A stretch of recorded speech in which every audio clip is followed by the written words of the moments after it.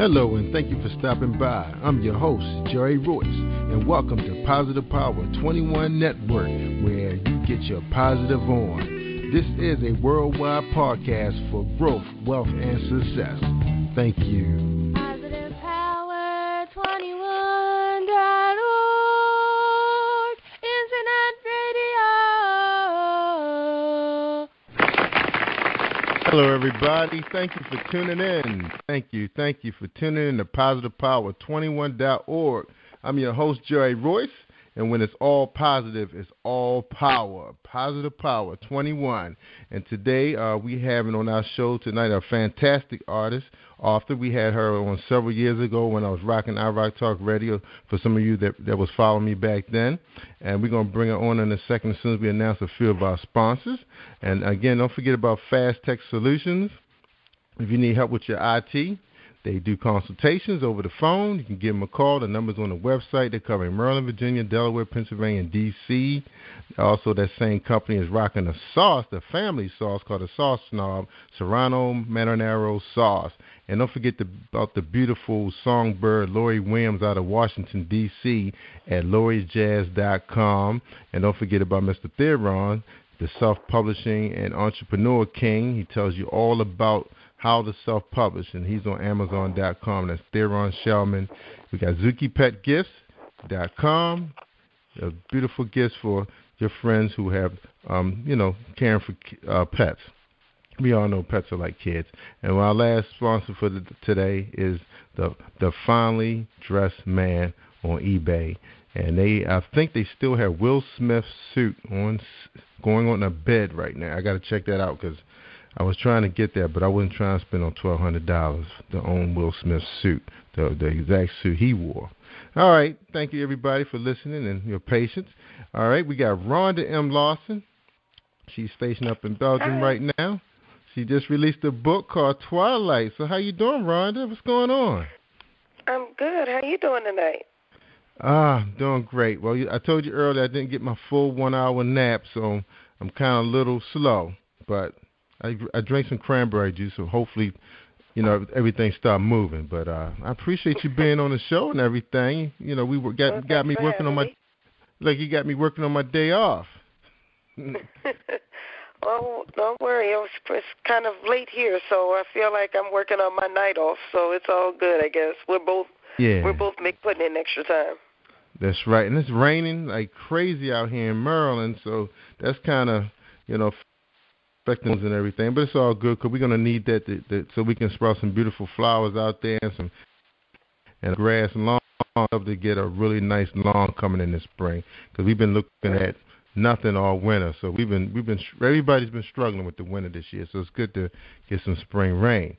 All right, so let's talk about your book a little bit here. I know you've been doing a whole bunch of promotion. I mean, you're all over Facebook, and we really know what you was doing, and we really like to know how well that's coming along. Can you tell people where they can get your book on ebooks or purchase the hard copies? Well, the book is available on barnesandnoble.com, Amazon. It's also available in a number of the independent websites as well as the local bookstores. All right, good. And Twylite is her new book, and she's going to tell us a little bit about it because, of course, a lot of people, when they hear Twylite, they kind of associate that with vampires. I know teenage vampires, that's been like the biggest sensation. I think there's a lot of books out there on vampires. But tell us, is this... and I don't understand it. I mean, my daughter's in love with the Twilight series as well. But this book absolutely has nothing to do with vampires. Twylite is actually the main character's name, and she is a teenager. She's about 16 years old. She's a very smart girl, very pretty girl, sings like a bird. But unfortunately, she gets involved with the wrong man, and then when she finally comes to her senses and says, this is not the man for me, I need to go back to concentrating on school, he doesn't appreciate that too much. And he gets so upset about it that he actually rapes her. And the book actually starts off with the rape scene. It's a very, very brutal rape. And the entire book is about her going through the process of getting back on with her life. You know, of course, as many rape victims do, she blames herself for what happened. She wonders how she could have been dumb enough to let this man do these things to her. She keeps blaming herself. And it actually takes two women. Her parents are doing everything that they can. They're being with her, but sometimes teenagers need to hear something from somebody who's not their parents, because they feel like the things that their parents say are things that they have to say because they're parents. So it actually takes two women who wind up being very close to her who are able to help her to get through the process. And the two women who help her through this process are her doctor, who many people may recognize, Alexis. She's the main character from Cheatin in the Next Room, Putting It Back Together, and Some Wounds Never Heal, 3 of my prior books. And the other lady is her victim's advocate, Isis. And if you've read my book, A Dead Rose, you recognize Isis as the main character from that book. And if you're familiar with these characters, you know that both of these women have gone through their own issues growing up, and they start seeing themselves inside of Twylite. But they're trying so hard to help that they wind up getting consumed. And one thing about a victim's advocate is she's not supposed to get, or he is not supposed to get so wrapped up in the case that they take on the victim's problems as their own problems. And unfortunately, that's something that Isis does. She makes that mistake, and she gets so involved in the case that it winds up overtaking her. So it's a lot of emotional issues in this story, but I think it's a story that needs to be told. Yes. Now, Rhonda, who's your target audience with this particular book? Well, I have a couple of different target audiences. People have always asked me whatever happened to Isis or whatever happened to Alexis. So people who have asked me that question will get to see Alexis and Isis not so much wrapped up in themselves, but wrapped up in somebody else. I think that this is also a book that more mature teenagers, 16, 17-year-old young women, they need to read this because, I remember back when I was younger, and I used to like the older boys. I used to like the boys that seemed like they had a little danger to them, the bad boys, and not so much that I thought that the other guys weren't good enough for me or that I was too good for them. It's just that it seemed like I couldn't connect with the guys my age. I wanted somebody who was a little bit older than me because I felt like they were the ones who found me attractive. They were the ones who kind of treated me like I was beautiful, that I was worthy. So they were the ones that I was always drawn to, but they weren't always the best people for me. That's right. And so I wanted to kind of target this story to young women like that. And no, everything that happened to Twylite, none of what happened to Twylite ever happened to me. This is not a semi-autobiographical book. People always ask me that. Every time a book is released, they ask me if I was writing about myself, and I absolutely wasn't. However, being a teenager at one time and watching teenagers today, I know what they go through. And I wanted to write this in a way that older teenager would be able to identify with this story and maybe see a little bit of themselves in Twylite, and maybe even not themselves, maybe even somebody that they know. Just see that going for that older guy who seems to be the popular guy or the cute guy or the guy with the money or the guy with the swag is not always the best guy for us. It's true. And I'm a dad with a 13-year-old daughter myself, and you are concerned, who they're going out with, who their friends are, what are they attracted to out there, and you try your best to try to protect your children, but you can't be with them all the time, 24/7. It just can't happen. So was this kind of a project that was lurking in you for a while, and finally you got the time to write it? Actually, it was. Back when I was stationed in Korea a long time ago, I was a victim's advocate. I used to work with women who had been sexually abused or had been raped or sexually assaulted. And I saw what they went through. I saw how some of them did blame themselves. How some of them could be walking, doing fine, and as soon as they see the perpetrator, they totally freeze up. And so I wanted to, and I always thought about what happens, because they always warned us, do not get so involved in your case that you wind up taking on your victim's problems or your survivor's problems as your own. And I always wondered what would happen if a victim's advocate ever did get so wrapped up in a case that they take it as their own. What would actually happen? So I kind of channeled the things that I went through, as well as some of the things that I learned from other people. And if you actually go to my Amazon site, you'll see that the very first review that I've received on the book was actually from the sexual assault response coordinator that I used to work with when I was in Korea. He was one of the first people I asked to read the book before it even was printed. And he was able to see a lot of the victims that we worked with. He was able to see a lot of them in my story, and he gave me a 5-star review. He said she's writing about this because she knows it, because she's been there. And I thought that was absolutely amazing and awesome that he took the time to write that review for me. So I was very happy that was the first review that I've received on it. Yes, excellent. Now, Ron, you're talking a little bit about what you're involved in. Can you give us a little background about yourself? Sure. Well, I have been in the Army for 20 years now. I'm stationed in Belgium. Right now, I run American Forces Network in Belgium. It's a radio and TV station. I have a 14-year-old daughter who I hope will never have to go through anything that Twylite is going through. Yeah. As I said, I worked as a sexual assault victims advocate for 2 years while I was living in Korea. But my main job is public affairs, journalism. That's what I actually do for the Army.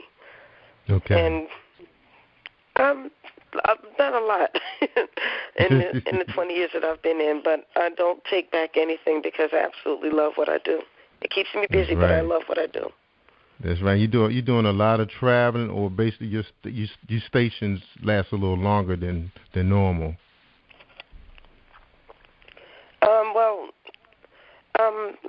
Belgium is a 3-year tour. Okay. And this is actually going to be the longest I've ever been stationed in one place. I was stationed at Fort Stewart before I came here in Georgia, and I was there for 3 years, but one of those years I spent in Iraq. So it's hard to say that I actually spent, even though I was with that unit for 3 years, I didn't get to spend 3 full years in one city. You asked what else I do, is I'm very involved with my community. I'm a member of Zeta Phi Beta Sorority Incorporated. I've been a member for nearly 21 years now. And we're active out here. We actually just started a Zeta chapter right here in Belgium. So that's something that we're very excited about, that we're going to be able to continue community service and work with young women. We have a number of auxiliary groups, youth auxiliary groups, and we're hoping to get those auxiliary groups started in Belgium so we can work with some of those young ladies in this area and maybe help to point them in that right direction so they don't go through what Twylite went through, so they don't go through what Alexis went through or what Isis went through as they were getting older. Absolutely. And that's a wonderful thing to do, to go out into the community, give the girls an opportunity to meet you and do one-on-ones, understand the two sides of your life, the military side and the writing, how you able to use that, become independent. And at the same time, you can use that same product to share, because it's about life experiences that's happening to people, something that can destroy a person for the rest of their life if they don't receive the proper intervention. So that is wonderful that you're out there doing that. And I commend you for that. And Zeta is a very strong organization. I have some very good friends that's involved with that, and they do the same thing. On Saturdays, they're in the schools, they're mentoring, they're tutoring. And we need a lot of that right now. It's so hard on young people, especially with cyberspace being the way it is. You don't know who you're really talking to. If you're not the type of parent that's going to be checking your child's phone or their account and see who these people are, you're kind of doing your child a little injustice, because it's just so bad out here. All right. Now, that is fantastic. Now, I was going to ask you now, being, in the military, how flexible is it real easy for you to set up book signings and go out there in the community, like on a schedule, or you just never know when you're going to be called away for something important? Well, it was a lot easier when I was in the States, of course. But I have done some book signings out here. I did a book signing last year with my Germany chapter of Zeta, and I'm working on doing a couple of signings right here in Belgium. Last year when my book, Some Wounds Never Heal, came out, as soon as the books got here to Belgium, I had people coming into my office saying, hey, I need you to sign my book for me. Or they would ask me if I can meet them somewhere so they can get a book. So the community here has been very, very supportive of my work, and I really appreciate that. But as I said, I don't get to do as many book signings as I would like because I'm over here. So I've had to embrace social media a lot more since I've been here, just so I can stay in the public eye. So that's one of the reasons why I did the virtual book tour, because I would not be able to have a book release party in the States where most of my core audience is. So I said, okay, if I can't get them to the party, I'll bring the party to them. And it worked out pretty well. My first time doing such a thing. Yeah, I was going to ask you now, exactly how does that work, a virtual book release? I mean, was it set up the same way as a video web conference? Tell us a little bit about that. No, I actually didn't do a video web conference. I set up an event on Facebook. I invited as many people as I could. I was basically inviting people, quite a few people each day until I got to over 1,000. But I've seen some authors invite like 7,000 people. But this was my first time doing this, so I wound up doing like a little over 1,000 people I invited.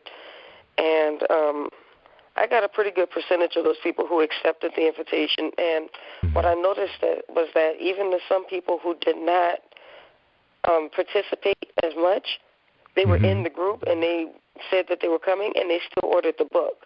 They would still like some of the statuses. And so the lesson to me in that is, just because people don't say something or just because they don't always comment does not mean that they're not being supportive. I noticed that a lot of my core audience, they're on Facebook, but they're not on Facebook. And when I say that, they see what's going on, but they don't always have time to comment or hang out. And then I found that out because I'll post something, and I won't hear from some people, and then I'll see them in person. They say, oh, yeah, I saw your status. I keep up with you. I just don't always have time to comment. So I know that the message is getting out there. That's right. And that's what I learned with the virtual release party, is that there were people who saw, like there was one lady just today. She commented in the group that she just got her book today. She had not made any comments for the entire release party, the whole week or two that I had the party up. But when she got her book, she made sure she made a comment that said that she received her book.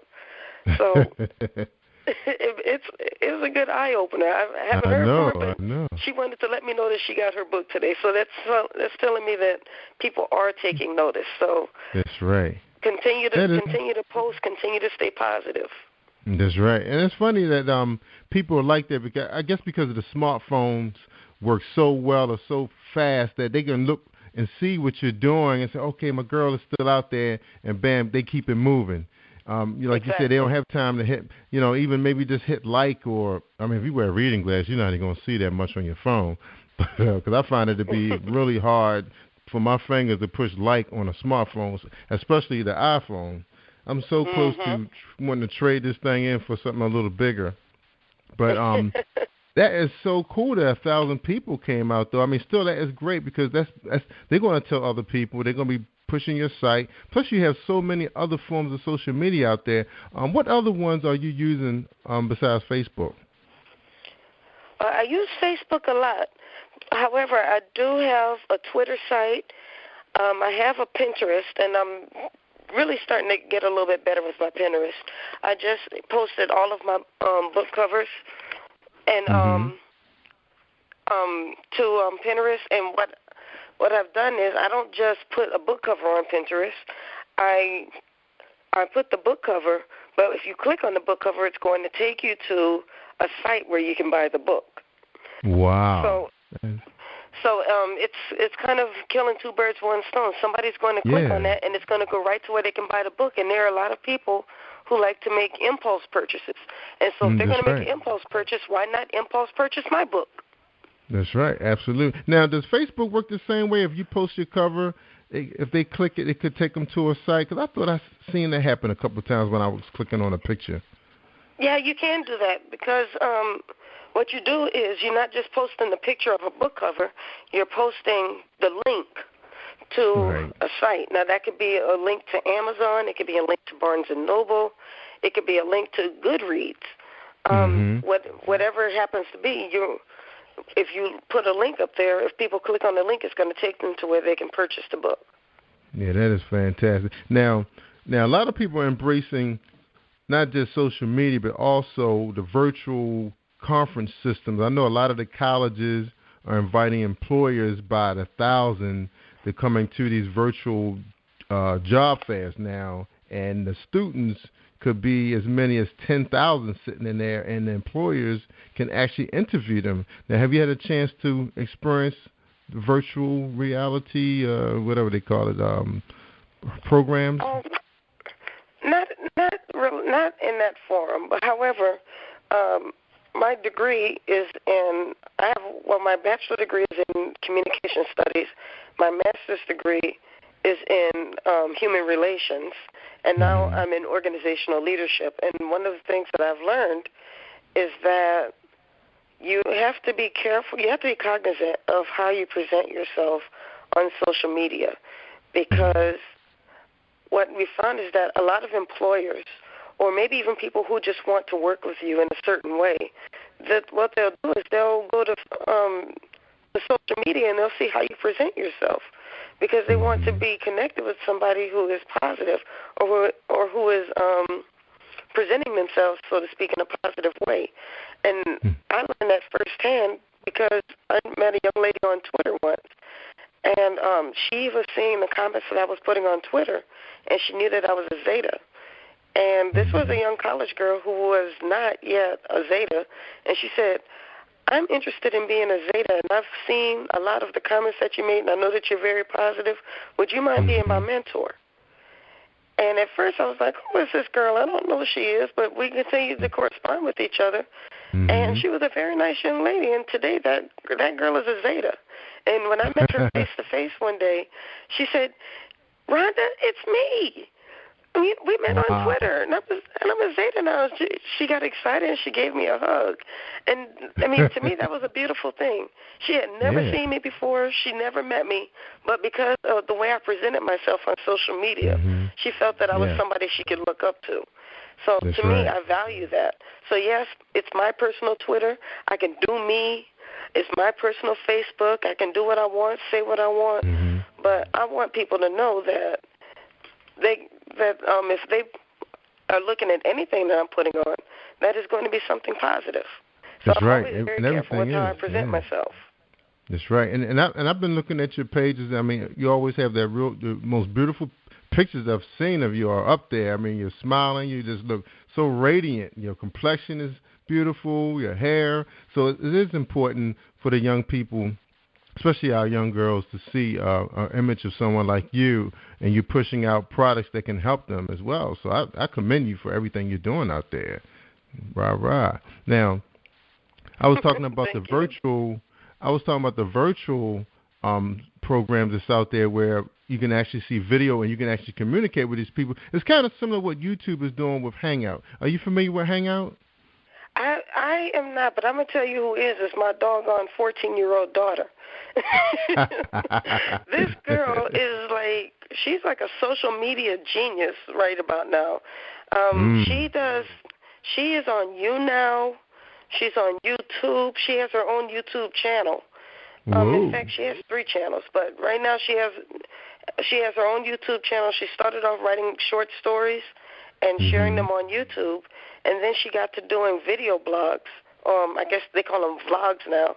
And now there's another social media platform I think it's called You Broadcast, and basically she broadcasts herself saying whatever. And I will tell you now, I have a very good daughter. I never have to worry about her saying something she doesn't need to say or doing things that she doesn't need to do.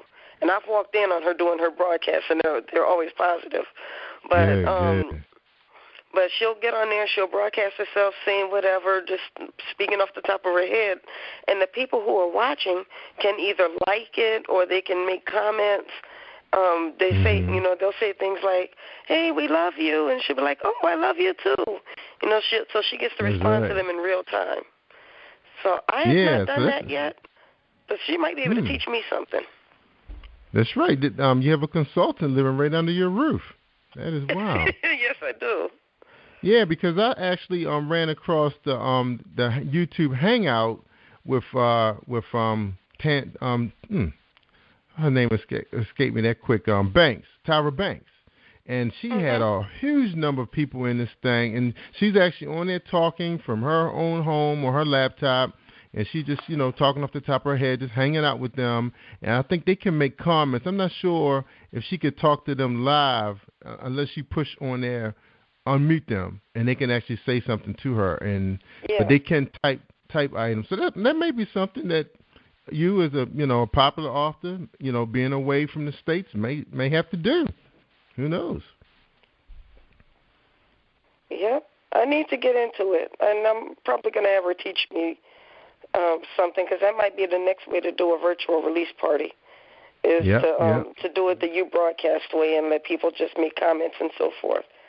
Yeah, because everybody is connected with, I know, YouTube, because it is one of the largest video platforms out there. So there may be something that your daughter could set up for you. And then, I would love to sit there and listen to an author talk about their release of their book and read some inserts or whatever, and have some people who wrote in the book make some comments. That'll be just like being there, but you're home enjoying it. The comfort of your own home. Yep. Yeah, and that's so the way to do it to now. That's the good thing about technology, is you still want to get out and go face-to-face with your readers, because they enjoy that. But when you're in a situation like I am, where I'm thousands of miles away from my core audience, and I'm still working on building my audience out here in Europe. In fact, Cheatin in the Next Room, which was my first book, has been released in a number of different languages out here in Europe. So that's going to actually open the door to more readership for me. So I'm still working on the audience out here, but the people who actually supported me from day one are in the United States. And I may not be able to talk with them face-to-face or see them as much as I would like to, but I still have social media, so I'm going to be on Facebook. I'm still going to be on Twitter. And if you haven't started following me on Twitter, you can follow me at Miss Lawson. That's MSLAWSON. As I also said, I'm also on Pinterest, so you can look for me there. It's Rhonda M Lawson, and I'm on Facebook. And soon I will be starting a YouTube channel where I'll be discussing my books. But really, the purpose of that channel is more going to be toward the busy professional woman. So there will be some cooking tips on there. There's going to be professionalism, and one platform I'm going to be working on my dissertation very soon. And one of the things I'm going to be discussing is anger perception in African American women. We're always told that we're so angry and that we're mean and so forth. And I actually just mentioned this to a man the other day, and I said, y'all always say that we have an attitude, and you say that we're so mean and we're this and that and the other, but there is nobody harder on us than the black man, because you will talk about how much we have an attitude. You'll talk about how we don't look good. You'll talk about our hair. You'll talk about our weight. You talk badly about it. You get all over YouTube and Facebook, and you say whatever you want, and then you wonder why black women have the attitude that they have towards you. That's right. And he was like, yeah, I guess I see what you mean. But that's one of the things I'm going to be discussing in my dissertation is anger perception in African-American women and how it affects their leadership. Yes. In corporate arena. Oh, wow. That's going to be remarkable. We need that. It was funny you bring that up, Ron. I was out with my son yesterday. My 11-year-old son, he likes to work out. He said he's going to the NFL, so he's working out now. So I take him to the gym like twice a week, and it's like a speed school, and he works out with weights and running and stuff. So anyway, I was there, a whole full hour with him right after work, because I left work and met him over there because my wife dropped him off. And we always on Fridays we're taking dinner together, and then we get dessert, and it's all in the same little shopping center. And it was two heavy-set black women. They had just got out of their car, really nice SUV. It was a Lexus, I believe. And the other woman had yelled out the other lady's name, I guess because she saw me coming, and I guess she wanted to make a comment. I was wearing a really nice suit. I felt pretty good. I had a nice coat on and everything, and I was with my son. And she said, why are you screaming my name out, something like that in a comment. And I heard them, I said, okay. So I just kept going. But then later on, I ended up being at the same place where they were. And they were in the ice cream parlor, and when they walked past, they never looked me straight in my eyes so I can speak to them, because I was going to speak to them, and they looked down and walked past. One did say excuse me, but she looked down. She didn't look me in my face and smile, and I was like, wow, I wonder, did they have a complex because they're a little heavy, and they found me to be attractive, but not, they didn't have what's that word I'm looking for? Whatever the word is, but they just didn't have, the confidence to look me in the face and smile and say, how you doing? I was like, wow, I couldn't believe that. And I said, if I wasn't in this long line, if I had a chance to say something to them again, I would have spoke, but it was really weird. I never see that happen at work, and I see women all day long, different shapes and sizes and colors, and they'll look you straight in the face and smile and speak, So I think that's good what you're doing. We're going to need that. You have any comments about that? Well, I think you're right. I mean, I think that we get a bad rap when it comes to anger perception. I don't believe that all African American women are angry and overly aggressive, but I think that we get tired of being criticized, and sometimes we strike back a little bit. And it doesn't mean that we're overall aggressive, but we don't want to always have to be criticized. We don't.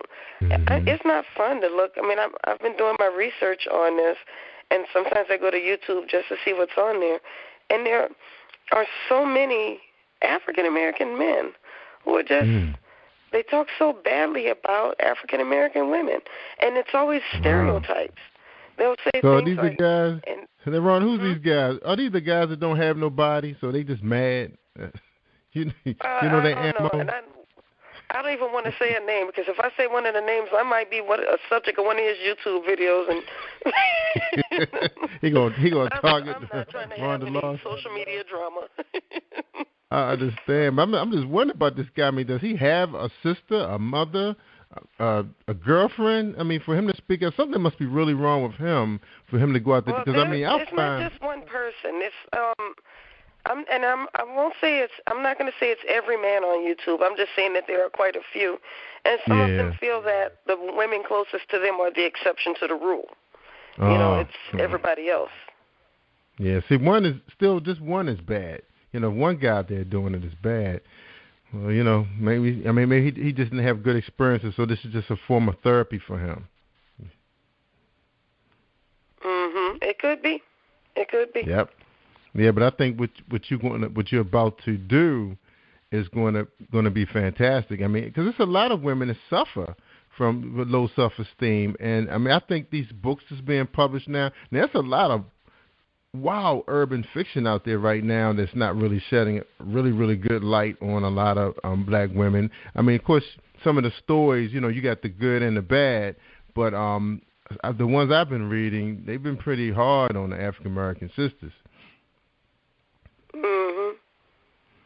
So it's good that we can have. It's a lot of stuff out there right now. I mean, the way social media has been able to bring a lot of these books into your home. Because I was on Facebook, and I think I joined like 3 or 4 fictional authors Facebook, and I was getting messages, and I mean, some good material out there. I mean, some of the covers, the way they're communicating, it looks really, really good now. It's like a lot of people really spending time with their marketing, making sure that the book cover and the titles and whatever they have on there, the characters are communicating effectively. Because I remember years ago, I used to see the same pictures floating around on everybody's book. And it's like now the photography is even getting better, so it's opening things up for a lot of the models. So the models are getting work finally. Yeah, that's true. Very true. So it's a domino effect now. Now, you have some beautiful pictures on your books. Now I know one of your first book, you published that one around, what was around, 08, 09? No, my very first book was actually published in 04. 04, okay. Right, and then my second book, A Dead Rose, that one was released in 06. Okay, I see Dead Rose. Wow. So, so what you think about the photography that's out there now, and the choices that you have? Now, is it easy to make a choice? Well, my publisher is Urban Books, and they often choose my book covers for me. But I am able to give some feedback.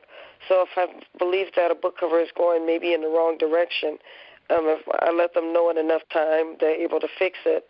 But many times what I try to do is I'll give them a little background on the book ahead of time, so that way they know how the book should be done.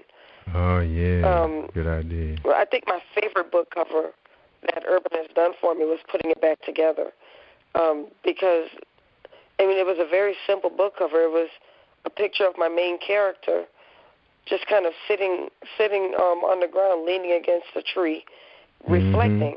And it just had everything to do with what she was going through in the book. So that's actually one of my favorite book covers. Yeah, so, I thought they hit the nail on the head with that one. Yes, absolutely. You said, so your publisher's Urban Books? Urban Books, yes. Urban Books. Okay. It's an imprint of Kensington. Oh, yeah, right. That's right. They've been around for a good while now. And that is fantastic. Now that I found that a lot of, is that still happening, that a lot of the larger publishing houses are putting smaller publishing deals together with like a subsidiary press targeting specific, people of color? A lot of the larger publishing houses have imprints, and they're usually an the imprint isn't always an African American line, but they usually have an African American line that they'll call an imprint of them. So, like for instance, Urban Books is an imprint of Kensington. Right. Now, what makes up that department? Do you find most of your people working there? I mean, have you had a chance to meet the staffs, that kind of thing? Well, I've been out of the country quite a bit, so I haven't been able to get over there. When I first started working with Urban, I was living in Korea, and then I was home for a year, and then I was in Iraq, and then I was home for a year, and then I was in Belgium. So I haven't really had much of an opportunity to get over there to talk to them. Yeah, not put a name. Put a name with a face. Okay, yeah, that'd be interesting to find that out. If when they do put those departments together like that, are they hiring the people? Do they look like the people they want to be? Represent their company. That'd be interesting to know. All right, Rhonda, that would be interesting to know. Yeah, I mean, because I've worked for a number of publishers, especially when I was in medical, math, and science, and you didn't see a lot of us. Maybe on the print side, the guys that was handling the reprints, but you didn't see a lot of us as copy editors, proofreaders, revisers, even in the IT department. You didn't see a lot of us. Yeah, but I guess that's a good point. But everybody's making money off of us like usual, right?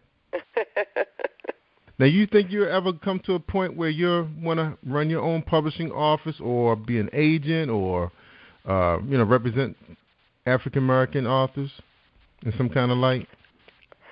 I've been looking at a couple of different opportunities. a couple of my friends have started small publishing houses and have asked me to work with them, maybe in a public relations capacity, which is one of my passions is public relations. And I believe public relations is a lot more than just shooting an email to a bunch of people. Mm-hmm. You know, right. and unfortunately, a number of publicists, that's what they do is they'll just shoot an email to people, and I need something that's a little bit more than that. If I get 20 emails all saying read this book, what's going to make those emails stand out? That's right. That's true. So I'm looking at doing some things like that. I've also been looking at book coaching. I wouldn't mind being an agent, but I really want to help. Not so much market, because marketing is out there. There's so many different strategies for marketing a book. But I think a lot of times authors get so caught up in marketing their book and selling their books that they forget about the art of writing. And it's more than just selling a book. It's about writing a book so well that it stays with somebody even days and weeks and months after they finished it. It's that book that's going to make people want to read it in schools. It's the book that's going to make people want to read your next book, basically beg for your next book. Or it's the book that keeps somebody awake. I mean, they want to go to sleep after they finish this chapter, but then they get to the end of the chapter and say, oh, I really need to read one more. That's and right. not because there was so much drama, but because the book was written that well. And so that's really what my passion is. And if I work in the literary industry in that capacity, I want to be able to help people to improve their writing, to write that book so well that people aren't trying to decipher between your grammatical mistakes and your misspellings, or trying to flip back because they forgot what you were talking about. I want to be able to help people to, just write more effectively. Yeah, and we need that. And I could see you, doing it probably as an author, before that time even comes. Like you said, your daughter is pretty much has a knack for social media with the YouTube and all that stuff. You could do self-help videos and coaching just right from where you are right now. Happen now. Yes.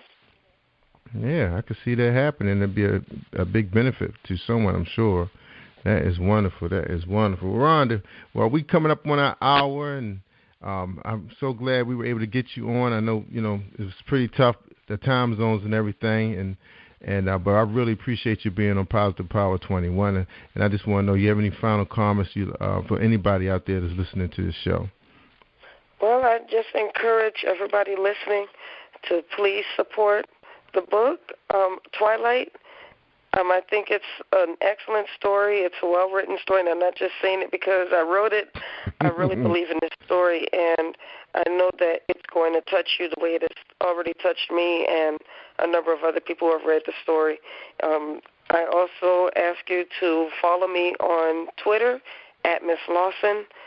Join my Facebook group, Friends of Author Rhonda M. Lawson, where we'll get a lot of book tips, a lot of news, a lot of inspiration and motivation to continue to write. It's a very, very, very supportive group. So, and then I want to thank you, Jerry, for having me on. I hope to get to talk with you again sometime. Yeah, absolutely. Whenever, if you put out a video, let us know so we can get you on the show and find out the other directions you're going in, because it sounds like we really need what you're doing out there, especially when you were just talking about addressing some of the concerns that you have for your African American sisters, and try to get some of these brothers to understand what we're going through. But some of them just don't know one another that well to even say certain things. So I think what you're going to do is really needed. I applaud you for it. I want to make sure everybody continue to support you at rmlawson.com or Facebook. You're doing a fantastic job of getting out there, expressing yourself, using the different technologies and tools that's available, and people can learn from you. So keep it up. Keep up the good work, even though you're thousands of miles away. Right? All right. So you hold the line. We're going to end the show, and I want to thank everybody for tuning in, the people that was here live. Those are going to be listening to the pre-recorded version. Continue to browse positivepower21.org. We're going to continue to try to bring you fantastic authors, so you get the chance to get to know them on a personal basis on our channel. So take care, everybody, and thank you for tuning in. I'm Jerry Royce. Bye-bye. Thank you for tuning in to the Positive Power 21 Network. Team 21 would like to thank you all for tuning in, and please spread the word and tell a friend. This is Jerry Royce at Positive Power 21, where we get our positive on.